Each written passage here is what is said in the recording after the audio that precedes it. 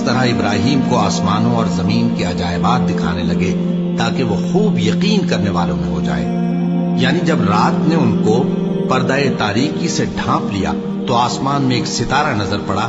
कहने लगे ये मेरा परवरदिगार है। जब वो गायब हो गया तो कहने लगे कि मुझे गायब हो जाने वाले तो पसंद नहीं। फिर जब चांद को देखा कि चमक रहा है तो कहने लगे ये मेरा परवरदिगार है। लेकिन जब वो भी छुप गया तो बोल उठे कि अगर मेरा परवरदिगार मुझे सीधा रास्ता नहीं दिखाएगा तो मैं उन लोगों में हो जाऊंगा जो भटक रहे हैं। फिर जब सूरज को देखा कि जगमगा रहा है तो कहने लगे मेरा परवरदिगार ये है, ये सबसे बड़ा है। मगर जब वो भी गुरूब हो गया तो कहने लगे लोगों, जिन चीजों को तुम अल्लाह का शरीक बनाते हो मैं उनसे बेजार हूं। मैंने सबसे यकसू होकर अपने आप को उसी जात की तरफ मुतवज्जे किया जिसने आसमानों और जमीन को पैदा किया है, और मैं मुशरिकों में से नहीं हूं।